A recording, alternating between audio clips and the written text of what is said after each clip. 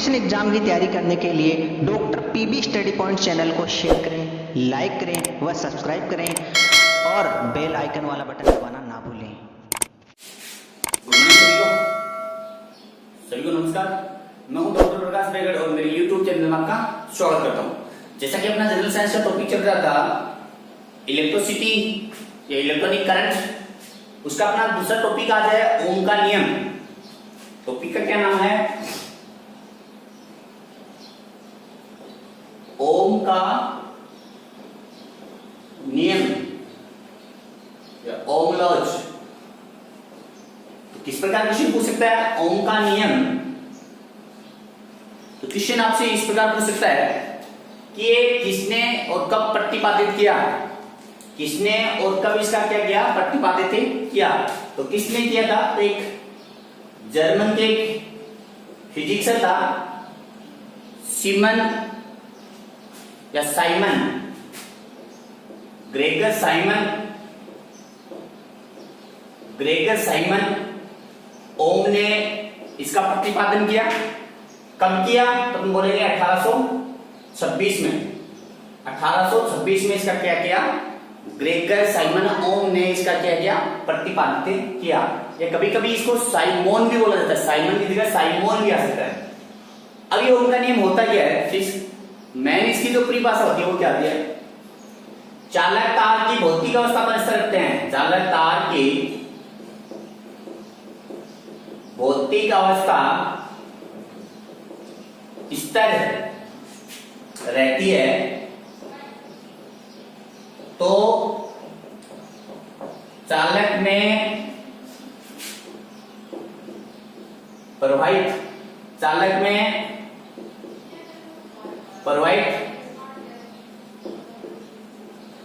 विद्युत धारा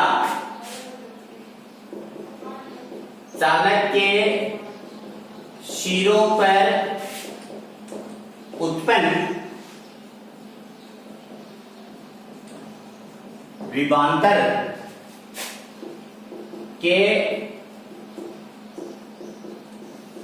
समानुपाती होती है। क्या मतलब है कि कोई चालक तार की भौतिक अवस्था क्या हो सकता है? उसका ताप हो सकता है, दाब हो सकता है, घनत्व हो सकता है, चालकता हो सकता है, प्रतिरोधकता हो सकता है। तो उसकी भौतिक अवस्था वो क्या रहते हैं? पर स्तर रहते हैं। तो चालक तार के सिरों पर उत्पन्न जो विभवांतर है उसमें प्रवाहित विद्युत धारा क्या होता है? समानुपाती होता है। या चालक तार में प्रवाहित विद्युत धारा चालक तार के सिरों पर उत्पन्न विभवांतर के समानुपाती होता है। इसका जो मैथमेटिकल फॉर्मूला क्या होगा या गणितीय फॉर्मूला क्या होगा? तो हम बोलेंगे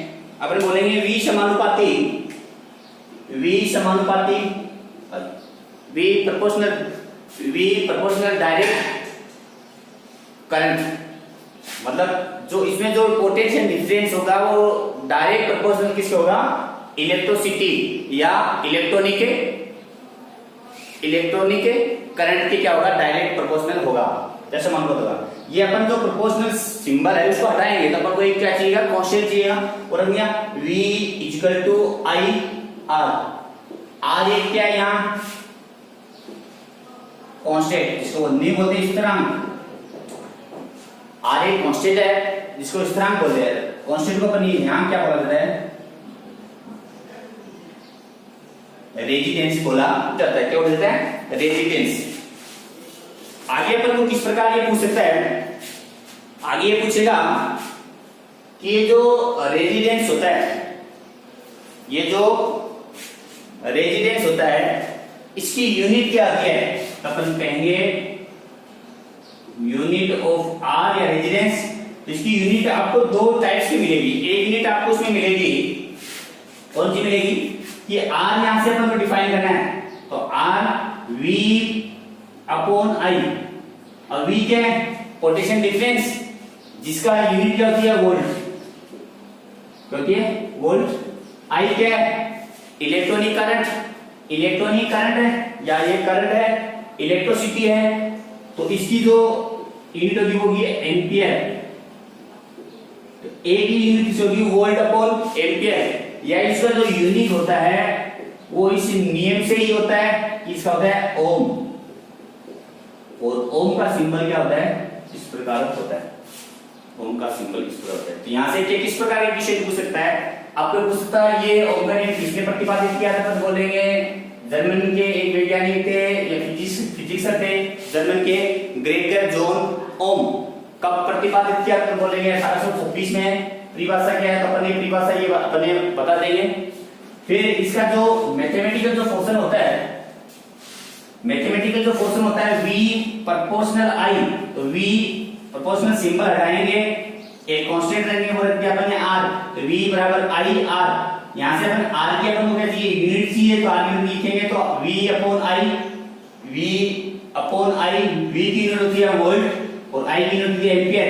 अपने पास एक इसकी एक यूनिक जो ग्रेगर जॉन ओम ने दी थी, अपने नाम पे ही दी थी ओम, तो इसकी यूनिट ओम भी होता है। बेस्ट ज्यादातर ये पूछा जाता है, ये नहीं पूछे कभी कभार क्या जाता है, ये भी पूछ सकता है। तो अपन क्या करते हैं, एक इलेक्ट्रॉनिक सर्किट बनाते हैं, इलेक्ट्रिकल सर्किट बनाते हैं। वो इलेक्ट्रिकल सर्किट क्या होता है, इसमें अपने रेजिस्टेंस ले लिया, एक अपन श्रेणी क्रम में सीरीज में कॉम्बिनेशन में अपन क्या कर दिया, एमीटर जोड़ दिया, एक इसमें अपन ने अपने पैरेलल में कॉम्बिनेशन में भी क्या वोल्टमीटर जोड़ दिया, एक अपन ने क्या लगा दिया, सेल लगा दिया, एक अपन ने क्या कर दिया, कुंजी या स्विच को इसे कनेक्ट कर दिया। अब अपन स्विच को जब अपन चालू करेंगे, कुंजी को चालू करेंगे, स्टार्ट करेंगे, तो उसमें करंट प्रवाहित होगा, क्या होगा, करंट प्रवाहित होगा। इसमें वोल्टमीटर में पोटेंशियल डिफरेंस उत्पन्न होगा, वो होगा V उत्पन्न होगा, और एमीटर में जो करंट आएगा वो क्या आएगा, I, क्या आएगा, I। तो अपन क्या करते हैं, वोल्टमीटर और एमीटर में जो उत्पन्न हुआ है, वोल्टमीटर में विभवांतर उत्पन्न होगा, एमीटर में विद्युत धारा उत्पन्न होगी, उन दोनों के मध्य एक ग्राफ खींचते हैं। क्या करते हैं, ग्राफ खींचते हैं। ग्राफ क्या, एक तरफ अपन ने ले लिया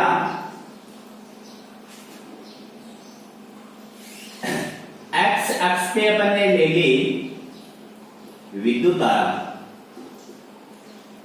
चलिए विद्युत धारा समान एम्पियर।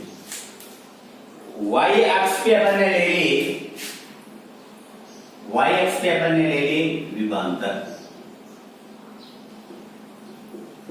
जिसका मात्रा होता है V।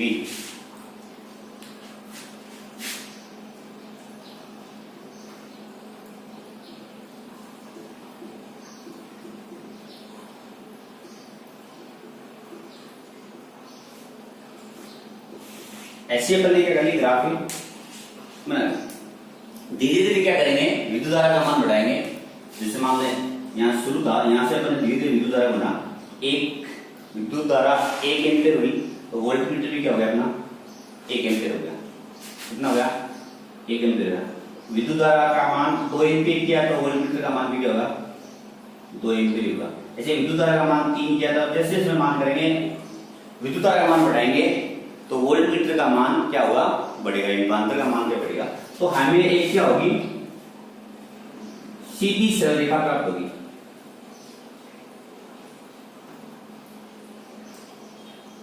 हमें क्या होगी, एक सीधी सरल रेखा प्राप्त होती है। इस प्रकार का हमें क्या होता है, ग्राफ प्राप्त होता है।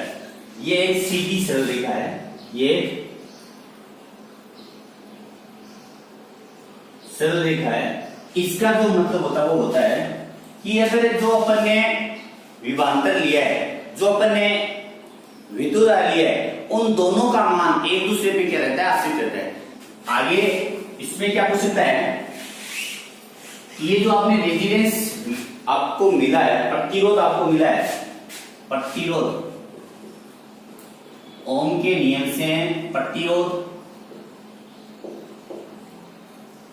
या रेजिस्टेंस अपन को मिला है R, ये क्या होता है, तो अपन बोलेंगे इलेक्ट्रॉनों में जब चालक तार होगा, चालक तार में अपन करंट प्रवाहित करेंगे, तो चालक तार किसका बना है, इलेक्ट्रॉन होंगे उसमें। इलेक्ट्रॉन क्या करेंगे, एक स्थान से दूसरे स्थान पे क्या होंगे, मूव करेंगे। क्या करेंगे, मूव करेंगे। जैसे मान लो ये कोई चालक तार है, वो उसका सेक्शन है, इधर से अपन करंट फ्लो करेंगे तो इलेक्ट्रॉन इसका क्या करेंगे, इस दिशा जाएंगे। इलेक्ट्रॉन की दिशा ये होगी और आपका जो चार्ज Q RS की दिशा क्या होगी, ये होगी। तो इसमें क्या करेगा, इलेक्ट्रॉनों में जो बाधा उत्पन्न करेगा, इलेक्ट्रॉनों में जो बाधा उत्पन्न करेगा, किसी चालक तार में विद्युत धारा प्रवाहित करते हैं, उस चालक तार में जो इलेक्ट्रॉन क्या करेंगे, गति करेंगे, उस इलेक्ट्रॉन की गति में जो बाधा उत्पन्न करेगा,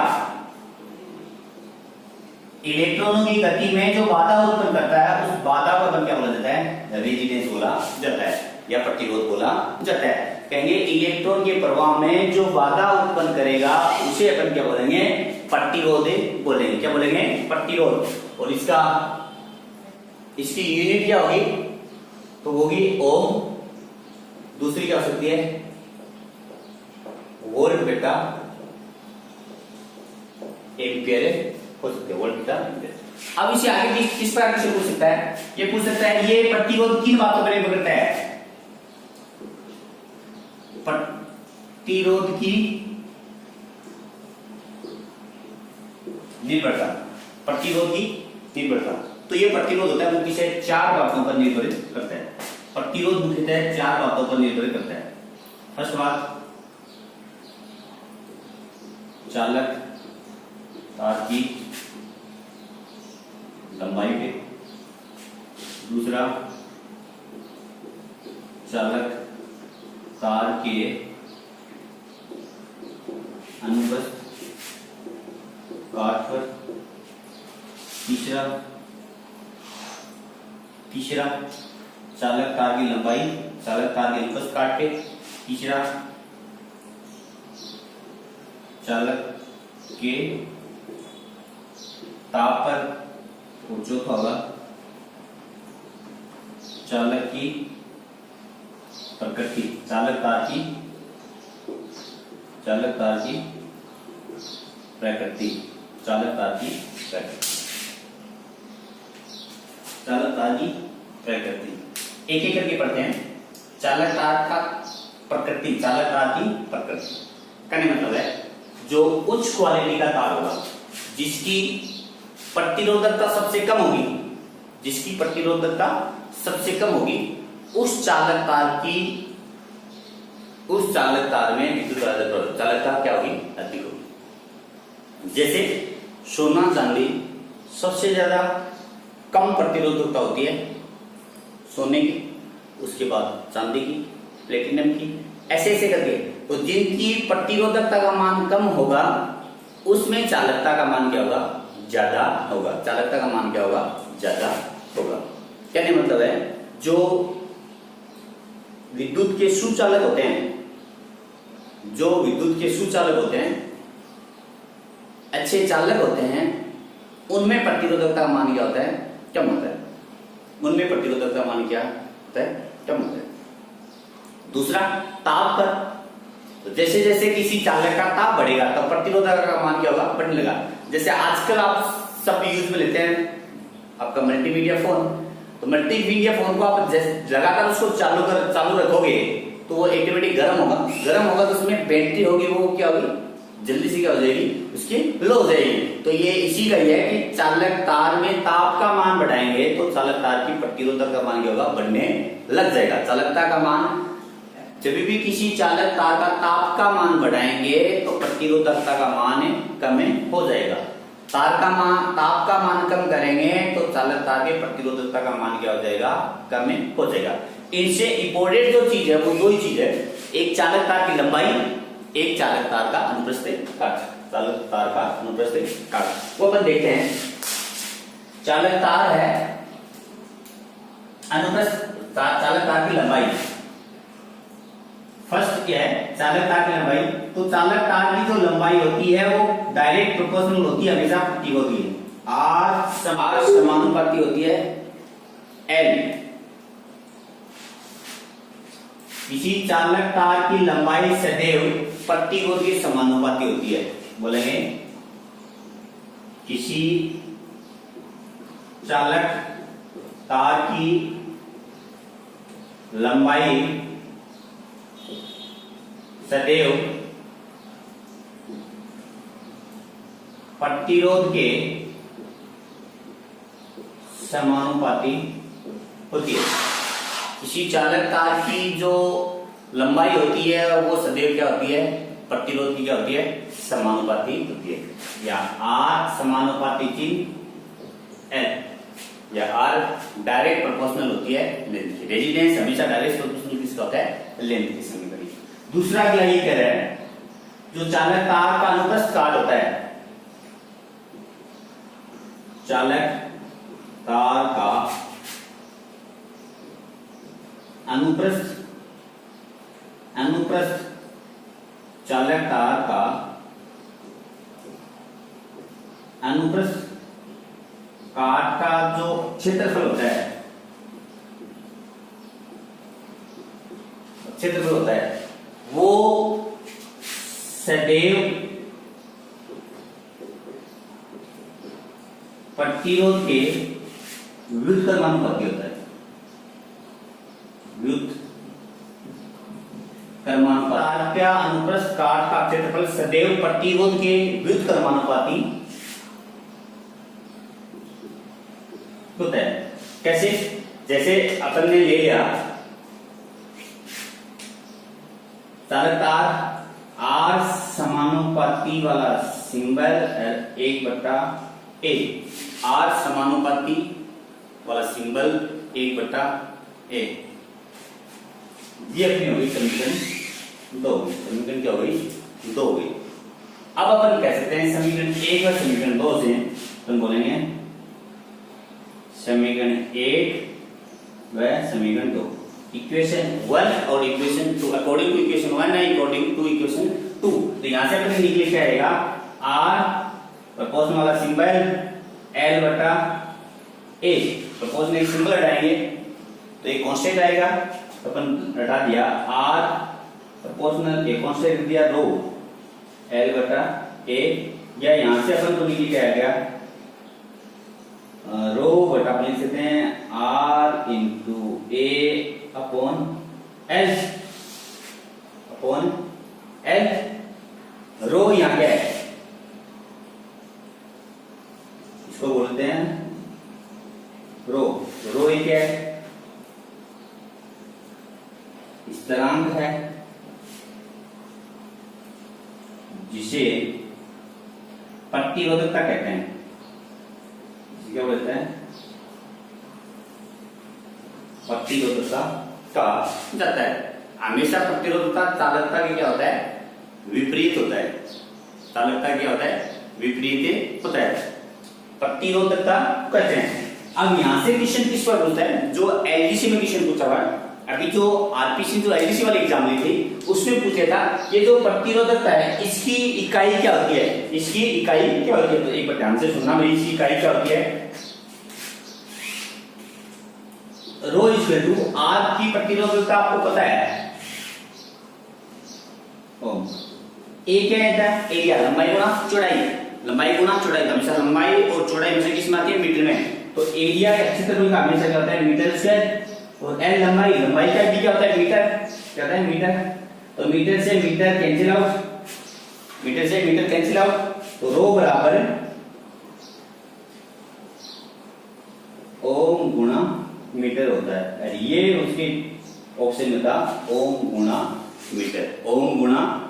मीटर होता है। ये भी सुना, पूरी बात क्या है, जो चालक तार की लंबाई सदैव प्रतिरोधी क्या होता है, समानुपाती है। दूसरी, चालक तार का जो अनुप्रस्थ काट होता है सदैव प्रतिरोधी क्या होता है, व्युत्क्रमण होता है। दोनों को समीकरण 1 और समीकरण 2 को अपन मिलाएंगे, इनसे अपन को अपने पास जो निकल के आएगा वो निकल के आएगा रो, निकल के आएगा रो को यहाँ क्या बोलते हैं, प्रतिरोधकता। प्रतिरोधक का मात्रक क्या होता है, प्रतिरोधक का मात्रक होता है ओम गुणा मीटर। धन्यवाद। अगर किसी प्रकार के आपको डाउट लगे, किसी प्रकार का अगर कोई प्रॉब्लम हो तो मुझे कमेंट बॉक्स में लिख सकता है। मेरे जो व्हाट्सएप नंबर है वो है 9828319918, और मैं सभी आपके सुझाव का तहे दिल से हार्दिक स्वागत करता हूं।